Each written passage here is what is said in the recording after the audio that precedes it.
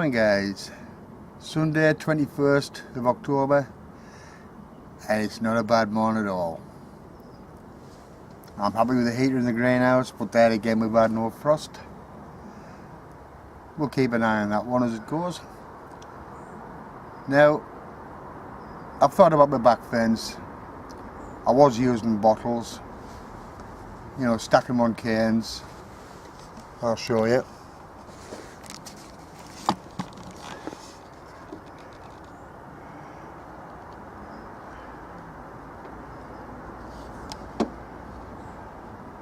And I thought, well, at one time I was going to extend across the fence to hide an ISO, a bit of a windbreak, and I thought, no, done right, pyracantha will do a perfect job. Train properly, cover the fence, and I'll have what I need. I'll have the airflow without it being too harsh. I'll have the colour and, well, extra security, because the thorns really are vicious on them. I like that idea the best. So, I've got two different colours here, and I thought, well, why not use both?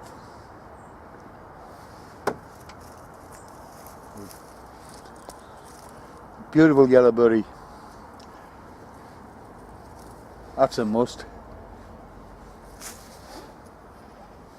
And well, you probably see more than any other, there's a red berry.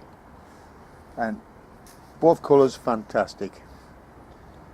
And as well as colour, feed for the birds in the winter. Why not?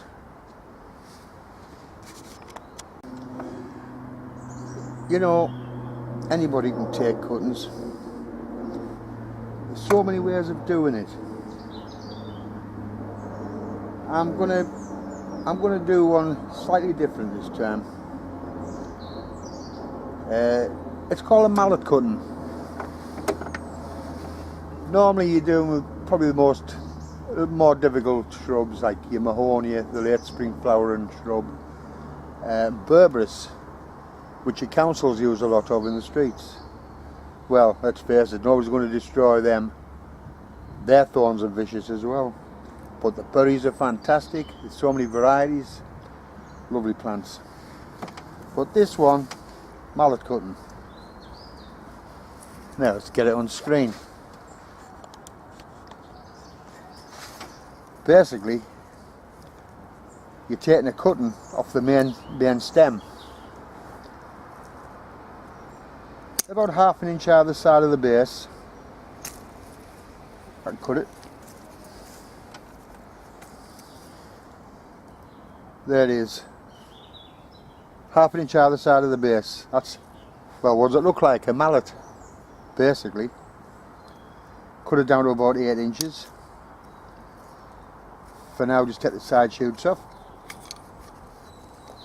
Might have been easy with a knife, but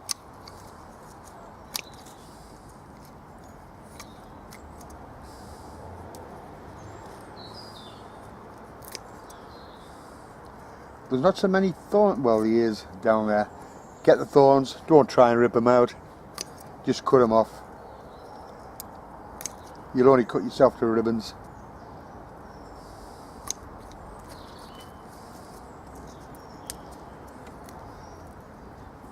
Like any of the cuttings, you don't need the foliage on the bottom, because most of that's going underground anyway.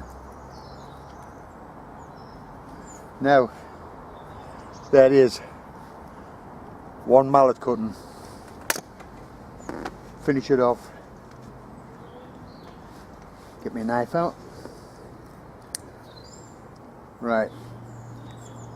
You don't need cut away anything. Just scrape the bark away. Expose the cambium underneath. That's where your roots are going to come from, the cambium layer. And once again, I haven't got me rooting compound anywhere at hand, and I ain't going to risk going in the bottom greenhouse for it yet. So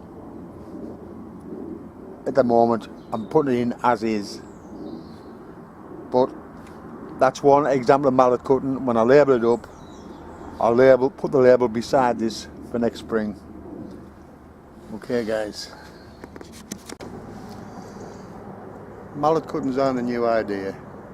Just we're used to taking semi-ripe, hardwood, softwood, heel cuttings, nodal or internodal. Basically they're the types people stay with. But you can play about with propagation. Like I said, use the seasons, different types of growth. See what works best for you, especially if you haven't got a propagating unit, a mist spray unit. Try something different. There's always something will work. I manage conifer cuttings without a spray unit. So even your seeds, there's different ways. Just think it out. Okay guys? This plant in a Morrison's flower bucket, it's been there for the last few years, is a Norway spruce, better known as the Christmas tree. Now, 3 free seeds and one of the magazines, probably about 5-year-old, 6-year-old, this tree. That's how long since I got the seed. Stratification, break down the seed coat. Most of you put them in a freezer. No need to. They were sown in a 3-inch pot, ordinary compost. I sunk that pot in the corner of a deep bed, 3 inches below the surface, and a couple of handfuls of sharp sand on top. Left it all winter. Let the cold of the winter do the stratification. Come the spring, lifted it, and 100% germination. In fact, I give one to the guy in the garden next door, he's still got it. So, you don't even need a freezer.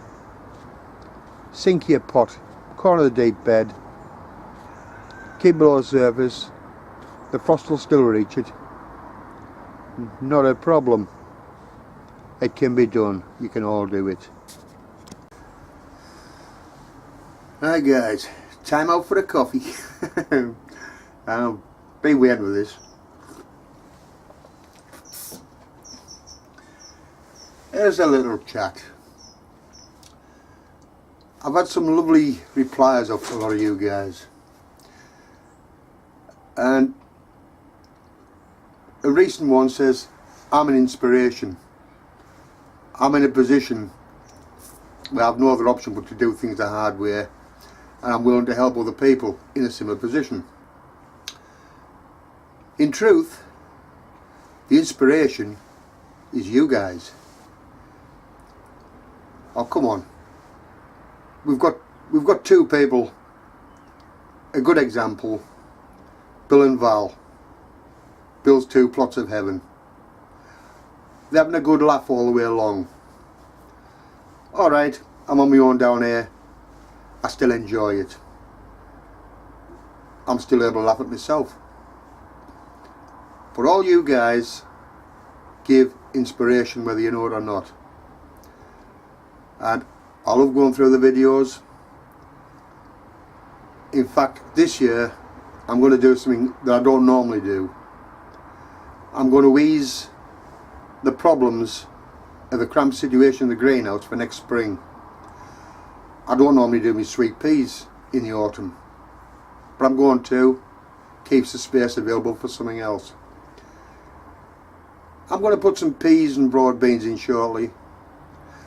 I'm not going to put it on video because you fellas have done it anyway. Basically, I'm just saying what I've learned from you guys, I'm going to put into practice. I love it down here. I love it down here. And any one of you guys that can laugh at your own mistakes, hey, he is brilliant. I make mistakes. It'd be very unusual if I didn't.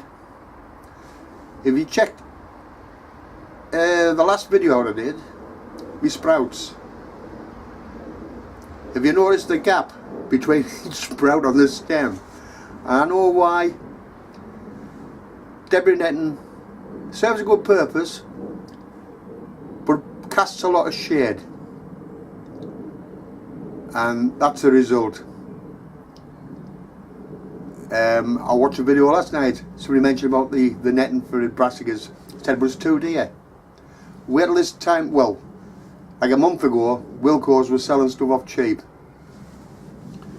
and that's what I take advantage. You've got this stuff,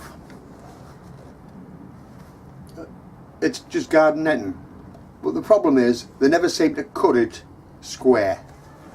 So what I do, I like the crop and pond protection. It's damn good stuff, and if you wear, well, like I said, Wilco's sale, well, last year was £1 a box, this year it's £1.50. It's normally over £5. Well worth having, easy to work with. Once again, my battery's about to run out, but we'll get back to it. See you in a bit, guys. Right, back down with the charge camera. As you see, a little bit of space in the greenhouse. I've knocked a box up. Basically all I've done is used a bag and a grow bag and a half to fill it up. And I thought I'd put a few lettuce and spring onion indoors in the greenhouse. The rest are obviously going outside, what I need. Well, I'm only doing what some of you guys do with a polytunnel. There's no heat in here, so it should be okay. Work in progress. I'll get the rest of the jobs done. That's me, I've finished for the day. Time to head home before the wife forgets who I am. But I've got most of the jobs I want doing today. As you see, sweet peas are done. Cold frame's not ready yet, but it's not urgent. Got a nice blue one, blue sweet pea, Flora Norton. Route 66, a nice bicolour. And apricot Sprite. There's 3 nice plants there when they're ready. And I'm hedging my bets. I'm still keeping a pack back for next spring, just in case, but they should be okay. Okay guys, for now, take care. See you later.